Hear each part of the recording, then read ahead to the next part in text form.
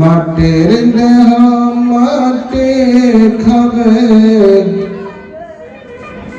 কিসের কর বাসনা।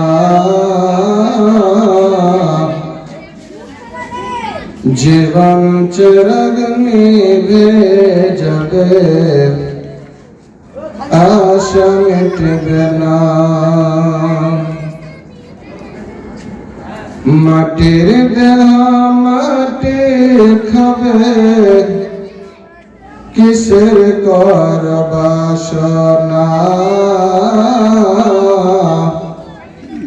জীবন চিরাগ নিভে যাবে, আশা মিটবে না।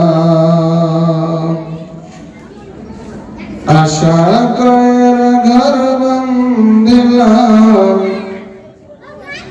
সাদের বালুর চরে। সে ঘর আমার উড়িয়ে নিল সর্বনাশ ঝড়ে।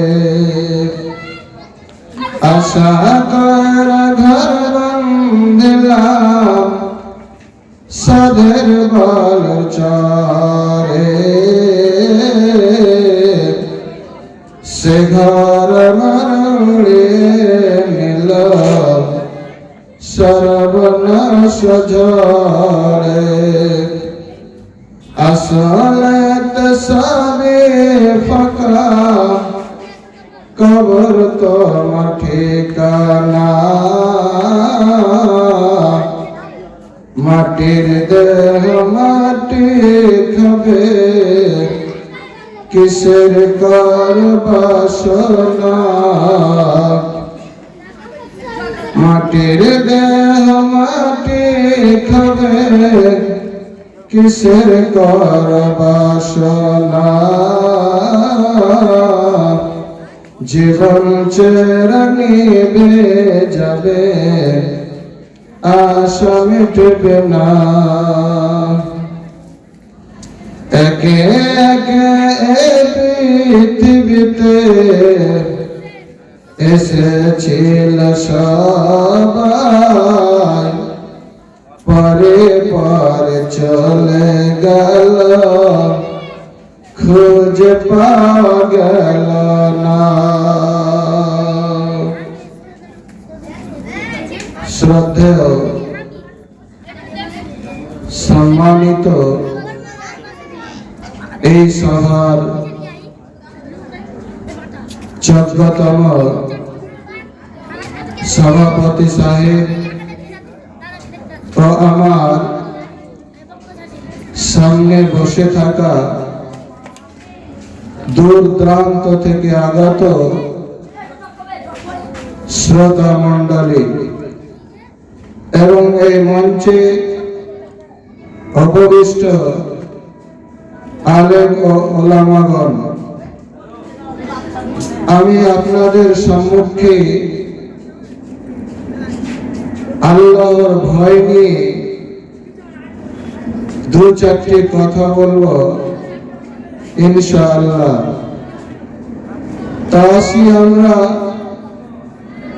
সকলে ওই স্রষ্টা যে মহান আল্লাহ রাব্বুল আলামিন আমাদেরকে এই দুনিয়ায় পাঠিয়েছেন, তো সেই মহান আল্লাহর অসংখ্য প্রশংসা এবং আমরা সকলেই বলবো আলহামদুলিল্লাহ।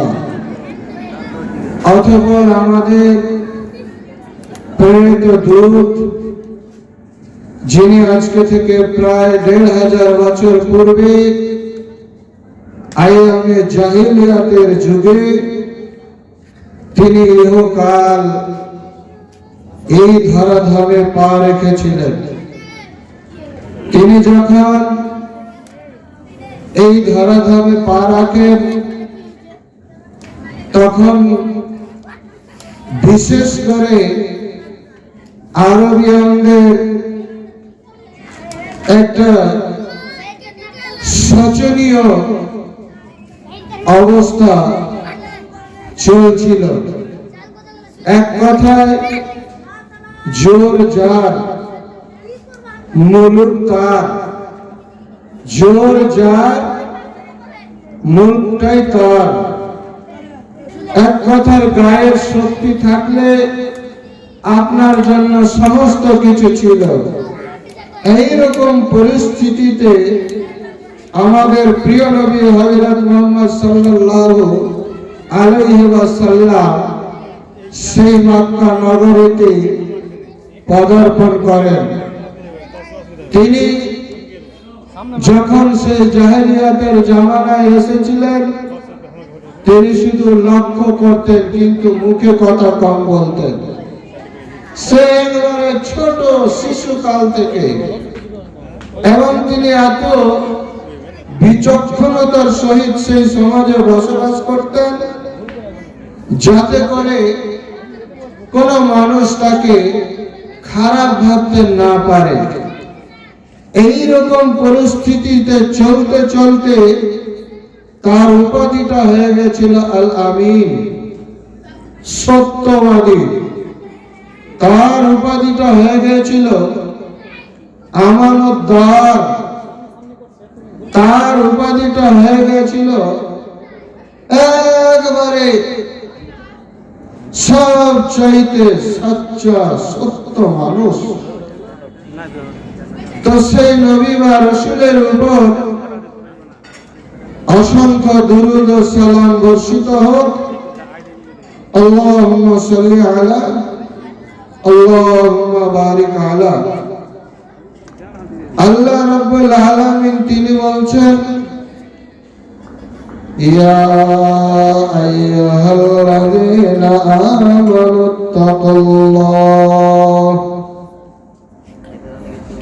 ও পৃথিবীর 800 কোটি মানুষ, তোমাদের মধ্যে যারা ঈমান এনেছে, বিশ্বাস স্থাপন করেছে, তোমাদের মধ্যে হইতে যারা আল্লাহর প্রতি বিশ্বাস স্থাপন করেছে, ঈমান এনেছে, আমানুত্তাকুল্লাহ, তোমরা আল্লাহকে ভয় করো। আর সেই ভয়টা জানাতা না হলে হবে না। হাক্কা তুকাতিহি, ভয় করার মতো ভয় করো। যেভাবে মানুষকে ডরাতে হয় সেভাবে ডর করো। আমি আপনি কিভাবে সেই জিনিসটা বুঝবো একবার ভাবো। আর আল্লাহ বললেন,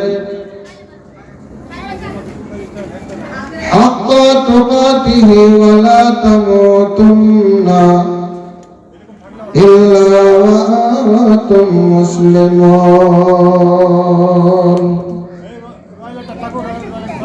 অতক্ষণ পর্যন্ত তুমি মৃত্যুবরণ করো না, অতক্ষণ সময় পর্যন্ত তুমি মৃত্যু গ্রহণ করিও না, যতক্ষণ পর্যন্ত তুমি নিজেকে মুসলিম অর্থাৎ নিজেকে আত্মসমর্পণকারী না হিসাবে তুলে ধরেছ। এইটা হচ্ছে ওই আল কোরআনের আয়াতের মানে।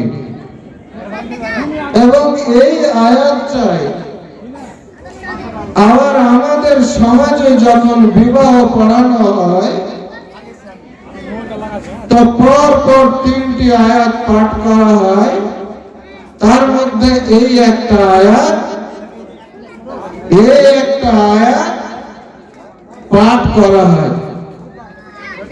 কিন্তু আমরা আগে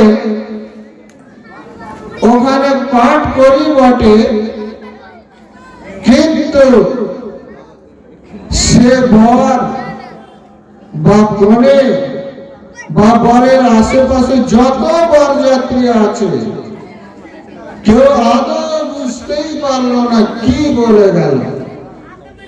এক কথায় অন্ধ। সেই জাহেলিয়াতের যুগে মানুষ দিন বুঝতো না, ব্যাপার নাই, তারাও একটা দিন বুঝতো। কিন্তু সঠিক জ্ঞান তাদের ছিল না, সঠিক বুঝ ছিল না। অনুরূপ তাদেরও বিয়ে শাদী হতো, তাদেরও মহর নির্ধারণ করা হতো, তাদেরও মরণ সত্তর ছিল, তাদেরও আলেম ওলামা ছিল, অনেক কিছু ছিল তাদের মত অনুযায়ী। কিন্তু যখন ইসলাম আসে তখন সেই জাহেলিয়াতের যুগে যে মোহরটা প্রচলিত ছিল, সেই মোহরটা, সেই মহারানাটা আজও আছে, আজও আছে। তাহলে পার্থক্য আছে। তো আল্লাহ রাব্বুল আলামিন তিনি বলছেন যে যারা ঈমান এনেছে, নির্ধারিত করে দেওয়া হয়েছে। এখানে কোনো ইহুদির কথা বলা হয় নাই, কোন নাসারার কথা, কোন মুশরিকিনের কথা, কোন দেবদেবের পূজারের কথা, ইহুদিদের কথা বলানো হয়নি। যারা ঈমান এনেছে তাদের আল্লাহ সাবধান সতর্ক করে বললেন, অতক্ষণ মৃত্যুবরণ করো না, যতক্ষণ তুমি মুসলিম না হতে পেরেছ, আল্লাহর কাছে আত্মসমর্পণকারী না হতে পেরেছ, ততক্ষণ পর্যন্ত তুমি মৃত্যুবরণ করো না। এবার আসেন একটা হাদিস বলি। আর আবি হুরায়রা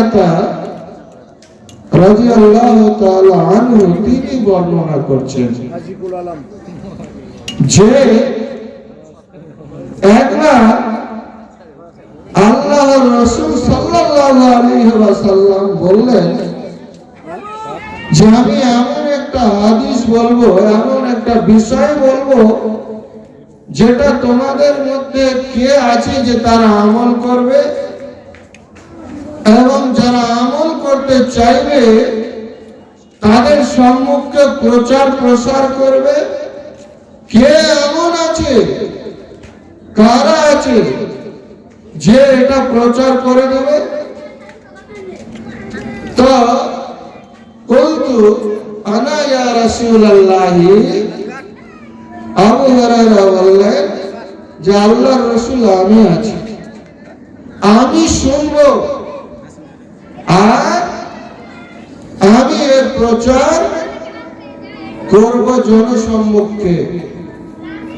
তো বলছে আল্লাহর রাসূল তখন ফাখাযা বিয়াদি, আল্লাহর রাসূল আবু হুরায়রার হাতখানা এভাবে ধরে নিলেন, তারপরে ফাআদ্দা খামসান, পাঁচটা বিষয় তিনি ভরভর করে বর্ণনা করতে আরম্ভ করলেন।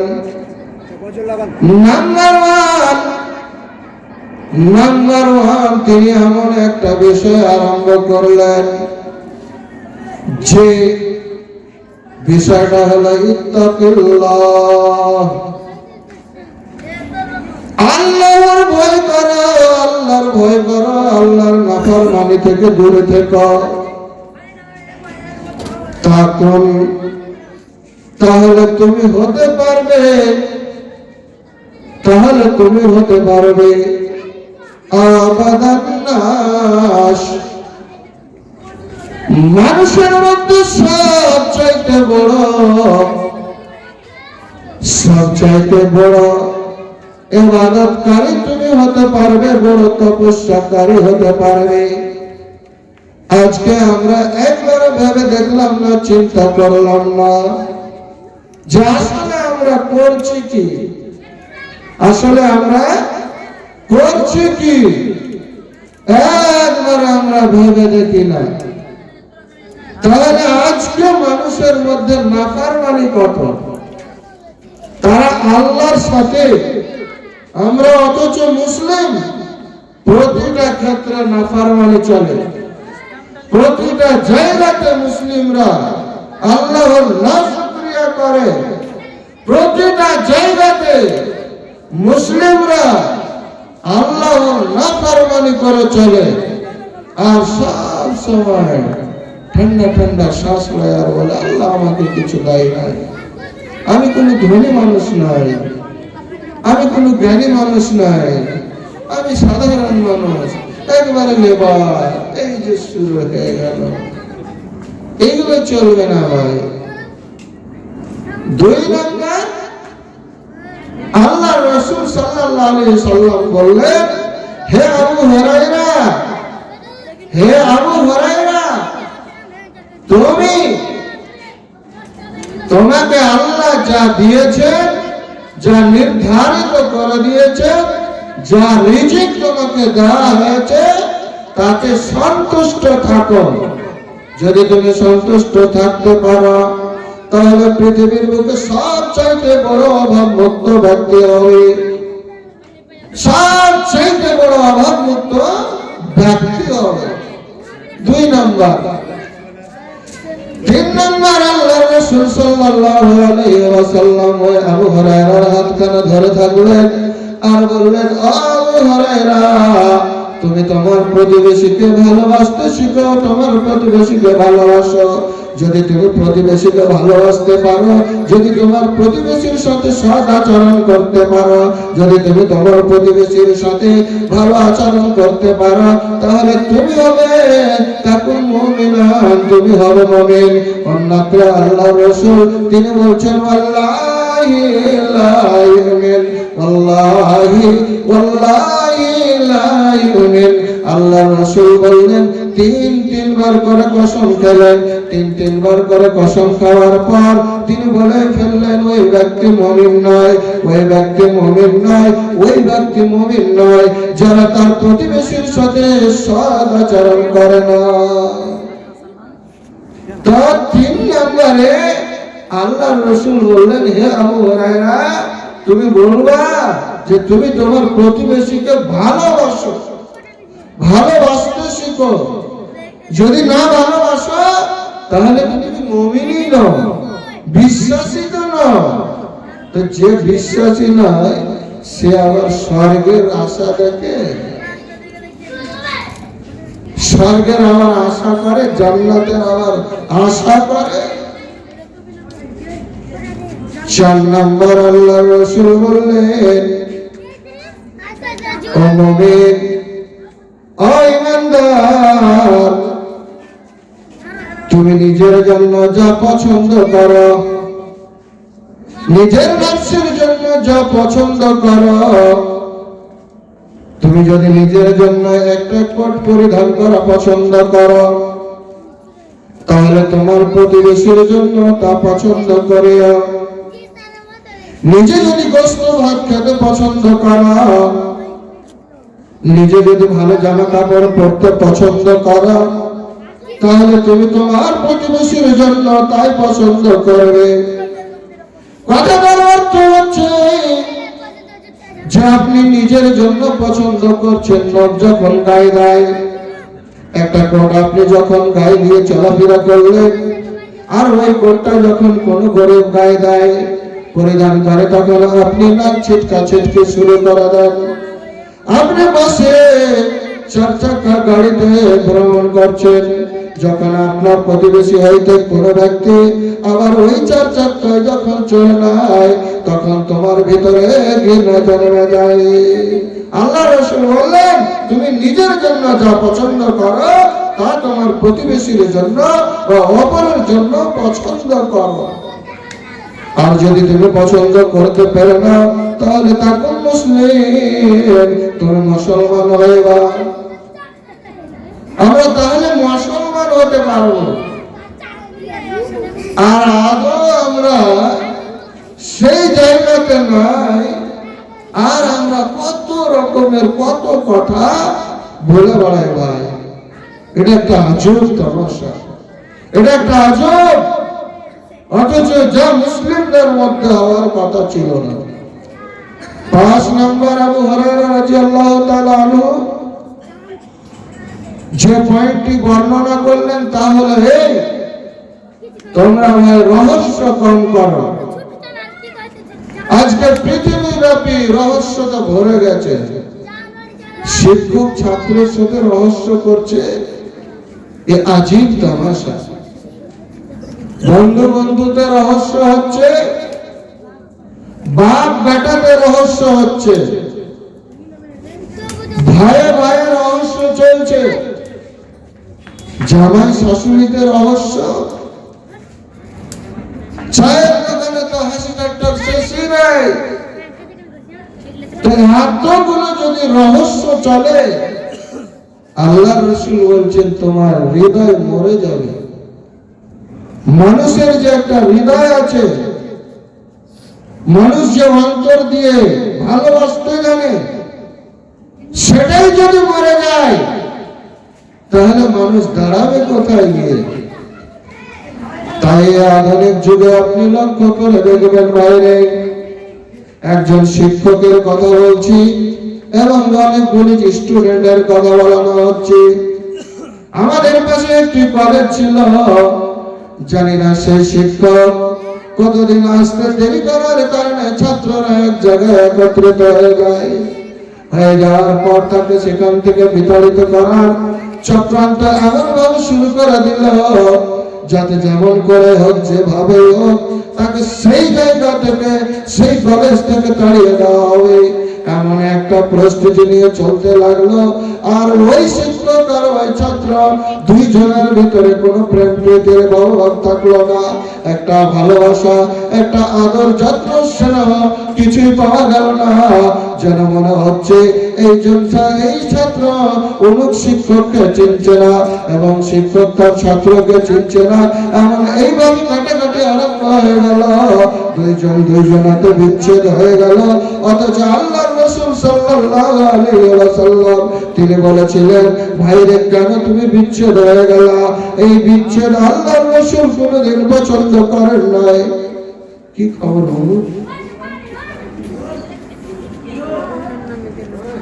বক্তা আসছে, একটু পরে দিবে, থাকবে না? তো যাই হোক, আমাদের মাদ্রাসার উন্নয়নের জন্য কার নামে দিলে? বৌনুর নামে 250 টাকা তিনি দান করেছেন। আল্লাহ রাব্বুল আলামিন যেন এই দানকে সাদরে গ্রহণ করেন। আল্লাহ আমিন, সুম্মা আমিন। তো বলছিলাম ভাই, যে আজকে মানুষের এই একটা হাদিস এবং এই একটি কোরআন শরীফের আয়াত, এইটি নিয়ে যদি মুসলিমরা গবেষণা করে, বিবেক বিবেচনা খাটায়, তাহলে মুসলিমরা অনেক উপরে উঠে যাবে, অনেক উপরে উঠে যাবে। মুসলিমদের আর মার খেতে হবে না, মুসলমানদের আর গালিগালাজ খেতে হবে না, মুসলমানদের আর ঝগড়া করতে হবে না, মুসলমানদের মধ্যে কোনো অভাব হবে না, মুসলমানদের মধ্যে ঢির অভাব হবে না। যদি এই দুটা জিনিসই ফলো করতে পারে, এই একটা হাদিস এবং একটা কোরআন শরীফের আয়াত আমরা যদি ফলো করতে পারি বা বেশি বেশি করে তার অধ্যয়ন করি, তার তাফসীর দেখি, তার ব্যাখ্যা বিশ্লেষণ দেখি, তাহলে আপনি নিজেকে পরিবর্তন করতে পারবেন। এই প্রতিবেশী আপনি দেখবেন, একজন ব্যক্তি সফর করে এসেছেন, আসার পর একটি খেজুর গাছের তলায় বসে পড়েছেন এবং উটটি সেখানে ছেড়ে রেখেছে। এবার ভ্রমণ করার কারণে শারীরিক অত্যন্ত ক্লান্ত থাকার কারণে বসার পরে পরে ঘুম চলে আসে। মোটা ভাই সেখান থেকে উঠে গিয়ে একটি বাগানের ভিতরে প্রবেশ করে নেয় এবং সেই বাগানের কিছু ক্ষয়ক্ষতি করে দেয়। আর ওই উটটা ওই জায়গার মধ্যে আবার একজন ওই মালিক, ওই বাগানের মালিক সেখানে ছিল। আবার উটটা দিচ্ছে এতগুলো আমার গাছ, এতগুলো খেজুরের গাছ, এতগুলো খেজুরের গাছকে নষ্ট করে দিয়েছে। আবার ওই উটটাকে ওই বাগানের মালিক একটা পাথর ঝেড়ে দেয়, ওটা সাথে সাথে মরে যায়, সাথে সাথে মরে যায়।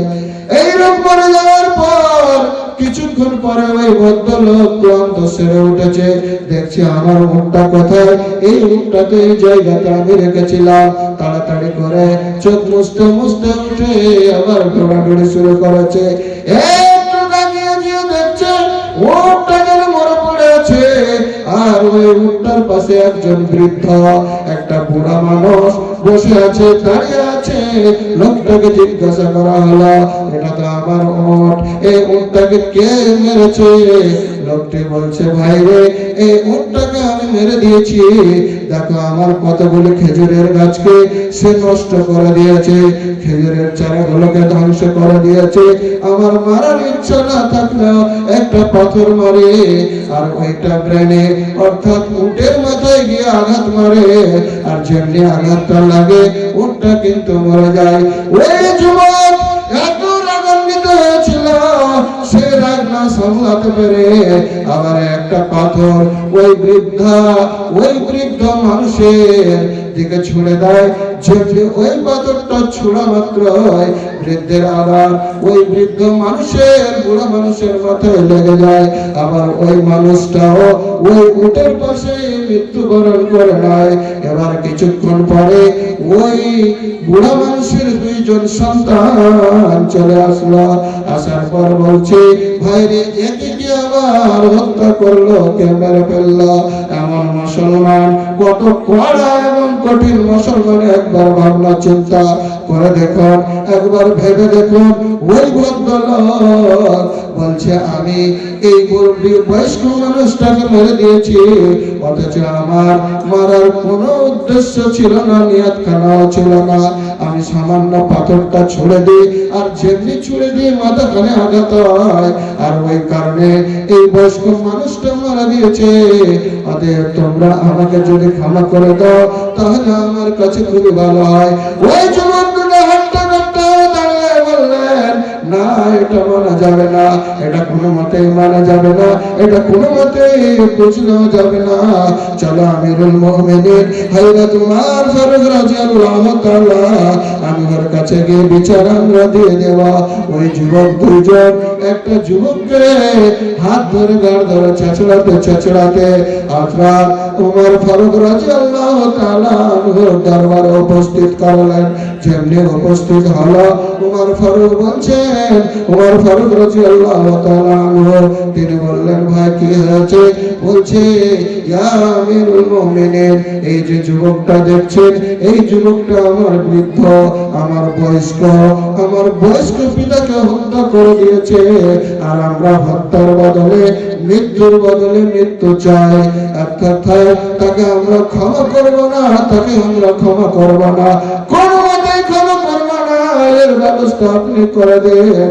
এবার হযরত উমর ফারুক রাদিয়াল্লাহু তাআলা আনহু উক্ত যুবককে বললেন, হে যুবক, এই যে দুইজন আপনার বিরুদ্ধে কমপ্লেইন ধরেছে, এই কমপ্লেইনটা কি সত্যি?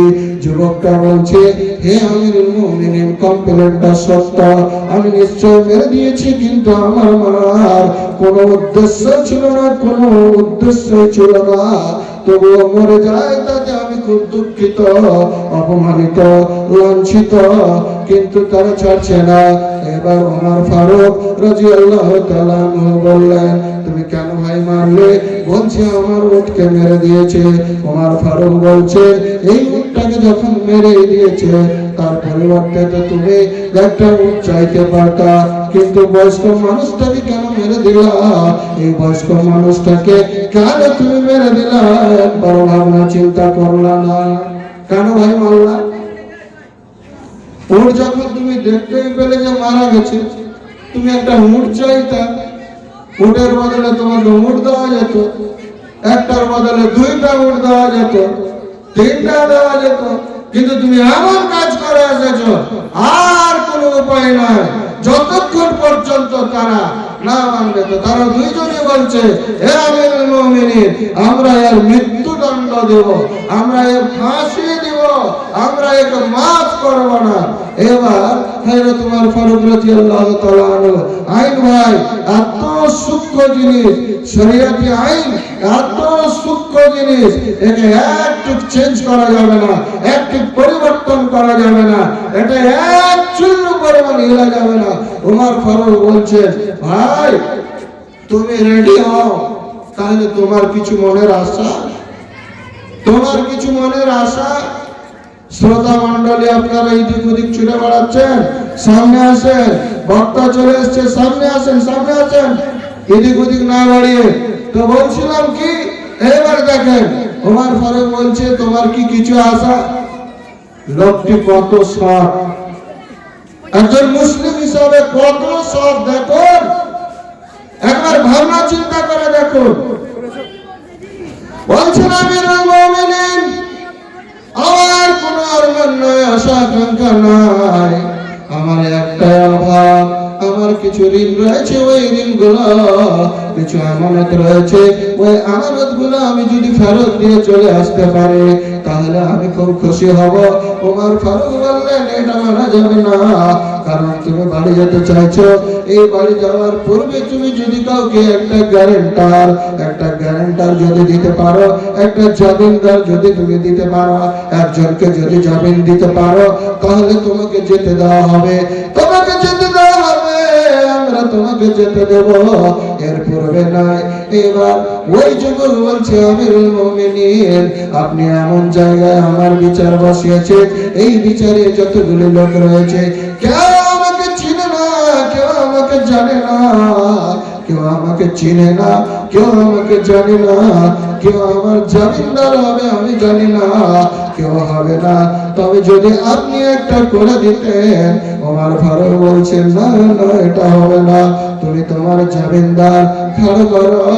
লোকটি বারবার বলছে আমি সত্য কথা বলছি, ওয়াদা করছি, তোমরা আমাকে 4টে দিন 5টা দিন সময় দিয়ে দাও। এর মধ্যে হঠাৎ করে আবু যর গিফারি রাদিয়াল্লাহু তাআলা আনহু তিনি দাঁড়িয়ে গেলেন, বললেন হে আমিরুল মুমিনিন, ওই ছেলেটার, ওই যুবকটার আমি দায়িত্ব নিলাম, আমি জামিনদার হলাম, ও যদি নির্দিষ্ট সময় না আসে তাহলে আপনি আমাকে ফাঁসিতে চড়িয়ে দেবেন, আমি ফাঁসিতে চড়ে যাব। এইবার দেখুন যুবকটা যখন একজন বয়স্ক সাহাবী এবং খুব মুরব্বী সাহাবী এবং খুব জলিল কদর সাহাবী, তিনি যখন দাঁড়িয়ে গেলেন, ওমর ফারুক বললেন হ যুবক তুমি চলে যাও, হে যুবক তুমি যাও, তুমি তাড়াতাড়ি ঋণ করে, তবে তুমি মনে রেখো তোমার দিন ধার্য করা হলো শুক্রবারের দিন, জুমার নামাজের শেষে তোমাকে মৃত্যুদণ্ড দেওয়া হবে, জুমার নামাজের শেষে তোমাকে মৃত্যুদণ্ড দেওয়া হবে, তার পূর্বে জুমার নামাজের পরে পরে তুমি চলে আসবে।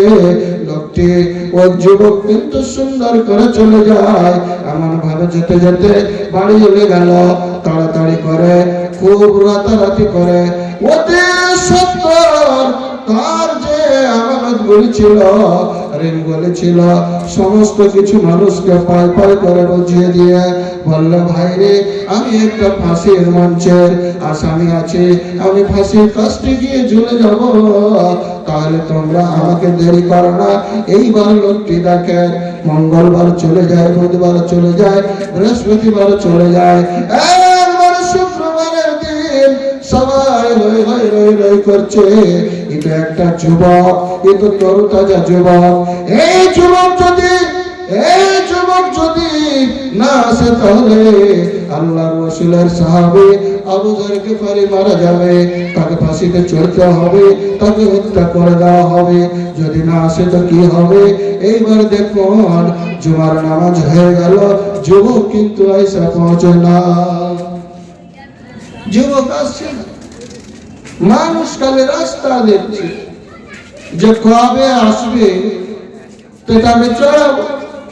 এবার ওমর ফারুক বলছেন যাও সে আবু যর গিফারির বাড়িতে চিঠি দিয়ে আসো এবং তাকে রেডি হতে বলো, তার জামিনদার আসেনি, তার লোক আসেনি, তাকে ফাঁসিতে ঝুলতে হবে, তার বাড়িতে চলে গেল, সেও রেডি হয়ে গেল, কিন্তু সবাই যেন একটা থমথমের ভাব দাঁড়িয়ে আছে, কি করা যায়, একটা যুবকের জন্য এত সুন্দর একটা সাহাবী মারা যাবে, সেই সাহাবী যাবে কোথায়, কোন জায়গায় যাবে।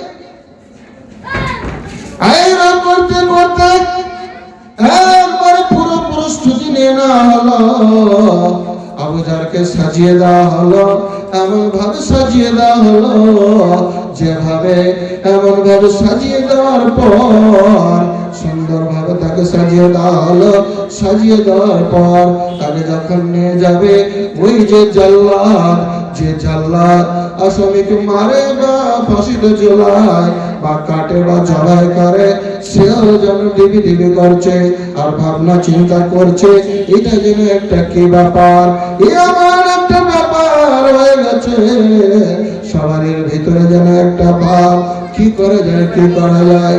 এইরকম মুহূর্তে যখন রেডিওতে যাবে, সবাই যখন ওই দেশের দিকে তাকিয়ে দেখছে একটা ঘোড়া উড়ে চলে আসছে, সবাই বলছেন ভাই একটু দাঁড়াও, মনে হচ্ছে কে যেন উঠ নিয়ে আসছে, কে যেন ঘোড়া তাড়িয়ে আসছে, একটু দাঁড়াও, কে যেন ঘোড়া তাড়িয়ে চলে আসছে। ওই ঘোড়াটার দেখে এবার দেখছে খুব দ্রুত বেগে যুবক ছুটে চলে আসছে, এমন দ্রুত বেগে আসতে আরম্ভ করেছে। সকলে যখন দেখতে পেল, সবাই যখন দেখতে পেল, এমন ভাবে দেখতে পেল যে আসলে ওই যুবকটা চলে এসেছে। এবার যুবক যখন এসে উপস্থিত, বলছে আমিরুল মুমিনিন, আমার জামিনদারকে আপনি তাড়াতাড়ি মুক্তি দিয়ে দেন। আমি বললাম আসামি, আমি এসে পৌঁছে গেছে, আমার জামিনদার আবু যার গিফারিকে দিয়ে দেওয়া হোক, তাকে মুক্তি দিয়ে দেওয়া হোক। এবার যখন রেডি হলো, ওমর ফারুক রাদিয়াল্লাহু তাআলা আনহু জিজ্ঞাসা করছে, হে যুবক, তুমি যখন এত বড় একটা তরতাজা যুবক, তুমি তো ইচ্ছা করলে না আসতেই পারতে, কিন্তু কেন তুমি চলে আসলা? কি তোমার প্রয়োজন ছিল? বলছে বাইরে একটা পৃথিবীতে ইতিহাস খারাপ হয়ে যেত, ইতিহাসটা এত নোংরা হয়ে যেত যে একজন মুসলমানের দায়িত্ব নেওয়ার কারণে তাকে ফাঁসির কাস্টে ঝুলতে হয়েছে। আর এই গঙ্গা ইতিহাসটা আমি তৈরি করবো না, এই গঙ্গা, এই জঘন্য ইতিহাসটা আমি তৈরি করবো না বলে প্রাণ করে ছুটে এসেছি। এবার কিন্তু সে ছুটে চলে এসেছে, তাকে মুক্তি দিয়ে দেওয়া হয়েছে। আর তারও তিনি বললেন, আমার পথের মধ্যে একটু দুর্ঘটনা ঘটে যায়, এই কারণে একটু আমার সময়টা নষ্ট হয়ে যায়। তারপরে আবার আবু যার গিফারি রাদিয়াল্লাহু তাআলা আনহুকে জিজ্ঞাসা করা হলো, তুমি এই বয়সে, এই বৃদ্ধ বয়সে, বুড়াতে বয়সে কেন এত বড় জামিনদার তুমি নিতে গেলা? কেন এত বড় জামিনদার নিলা? বলছে আমিরুল মুমিনিন, আমি এই জন্যই দায়িত্বটা নিয়েছিলাম, সে একজন মুসলমান, আর একজন মুসলমান হয়ে অপর একজন মুসলমানের কাছে সাহায্য চেয়েছিল, কিন্তু কেউ সাহায্য দেয়নি। এটা একটা জঘন্য ইতিহাস, এটাও পৃথিবীতে ছড়িয়ে যাবে। তাই আমি বয়স্ক অবস্থায়, এই বুনাতি অবস্থায় এত বড় ঝুঁকিপূর্ণ জামিনদারিটা আমি নিয়েছিলাম, যাতে পৃথিবীর বুকে কলঙ্ক না হয়।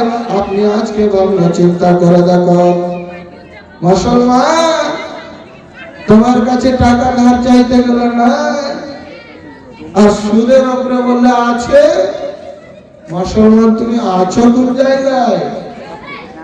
একটা গরিব আপনার বাড়িতে কিছু ঋণ নিতে গেলে আপনি বলছেন নাই, আর ওই গরিব যখন আপনার বাড়িতে সুদের উপরে যাচ্ছে তখন আপনি বলছেন আছে। মুসলমান বাঁচতে পারবে না। ধোঁকাবাজি দুনিয়ায় চলে, আল্লাহর কাছে চলে না। দুনিয়ার খাঁটি মানুষের কাছেও চলে না, ধোঁকাবাজি চলে ধোঁকাবাজি মানুষের কাছে। তো ভাই দেখুন, বলছে আমি আল্লাহ রসুলের হাদিস, কুল্লু মুমিনিন ইখওয়ানুন, প্রত্যেকটা মুমিন, প্রত্যেকটা মুসলিম ভাই ভাই। আর ভাই ভাই সে যদি আমাদের সাহায্য চেয়ে থাকে, আর এই সাহায্য চাওয়ার পরেও যদি সে সহযোগিতা না পায়, তাহলে কিসের ভাই? এই ভয়টা কিসের? বেকার ব্রাদার মিল্লাত আপনি খুব ভাববেন। তাই আল্লাহ রাসূল সাল্লাল্লাহু আলাইহি ওয়াসাল্লাম বলছিলেন যে হে আবু হুরায়রা, যদি তুমি নিজের জন্য কিছু পছন্দ করো, তো অপরের জন্য করিও, আর যদি তুমি করতে পারো তাহলে মুসলমান হইবে। আর ভিতরে ভাই দুনিয়ার হিংসা, দুনিয়ার কলহ, দুনিয়ার জঘন্য নিয়ম মেনে আপনি নিজেকে খালি মুসলমান মুসলমান মুসলমান বলে বেড়েছেন। মুসলমানের চরিত্রটা অর্জন করুন। মুসলমানের যে চরিত্র, সেই চরিত্রটা অর্জন করুন। আর অর্জন করলে আপনি বুঝতে পারবেন যে হ্যাঁ মুসলমান কাকে বলে। এবার দেখেন, যে যুবক, দুইজন যুবক কমপ্লেন করেছিল ওই যুবকের বিরুদ্ধে, বলছে ওই যুবক দুটি বলছে আমিরুল মুমিনিন, আমরা তাকে ক্ষমা করে দিলাম, ক্ষমা করে দিলাম। বলছে কেন ক্ষমা করবা? এই যুবক তো তোমার পিতাকে হত্যা করেছে, তুমি ভাই কেন ক্ষমা করবা?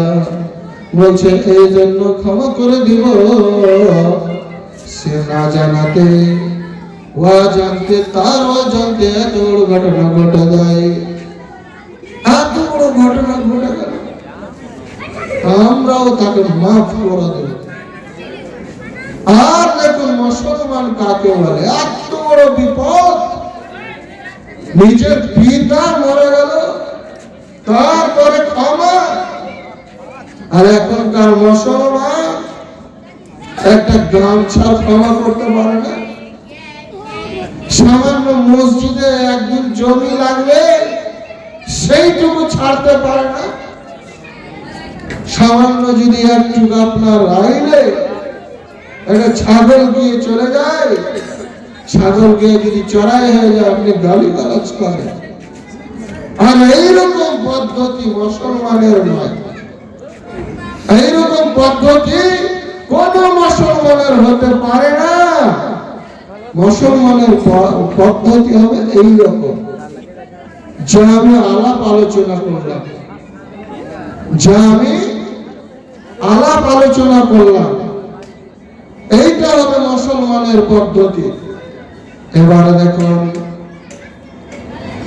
তিনজন মিলে অর্থাৎ তিনটা গ্রুপ যখন তৈরি হয়ে যায়, এই তিনটা গ্রুপ একে অপরে ক্ষমা করে দিয়ে দেখেন তিনজনে যেন কোলাকুলি করছে, গড়াগড়ি করছে, মনে হচ্ছে তাদের ভিতরে কোনোদিন বিভেদ হয় নাই। এমন দৃশ্যটা দেখা গেল, এমন দৃশ্য আমরা দেখতে পেলাম, মনে হচ্ছে তিনজনের মধ্যে কারোর কিছু হয়নি, এবং এমন বুকে বুক লাগিয়েছে, এমন ভাই ভাই তৈরি হয়ে গেছে, মনে হচ্ছে তাদের দুনিয়াতে আর কেউ নাই, তাদের দুনিয়াতে মনে হচ্ছে কিছুই হয়নি, কিছুই হয়নি। এবার আপনি আরেকটা হাদিস সুন্দরভাবে লক্ষ্য করুন, খুব ধ্যান দিয়ে শুনুন হাদিসটা। একবারে যত ব্রেন শক্তি থাকে দিয়ে শুনুন। আল্লাহ রাসূল সাল্লাল্লাহু আলাইহি ওয়াসাল্লাম তিনি গাছতলায় শুয়ে আছেন এবং জিহাদের ময়দান থেকে এসে শুয়ে আছেন, খুবই ক্লান্ত শরীর, একবারে ক্লান্ত। এমন মুহূর্তে একজন মুশরিক আল্লাহ রাসূলের মাথার উপরে যে তলোয়ারটা ছিল ওটা নিয়ে দাঁড়িয়ে গেছে,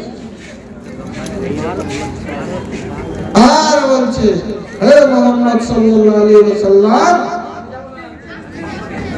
এখন তোমার কি হবে? এখন তুমি নিরস্ত্র, এখন তোমার হাতে কোনো অস্ত্র নাই, আমার হাতে অস্ত্র, আমি যেটা করবো সেটাই করতে পারি। আল্লাহ রাসূল সাল্লাল্লাহু আলাইহি ওয়াসাল্লাম বললেন না, অসম্ভব, আমার জন্য আল্লাহ যথেষ্ট, অতএব আমার জন্য আল্লাহ যথেষ্ট, অতএব আল্লাহ যাটা চাইবে সেটাই হবে।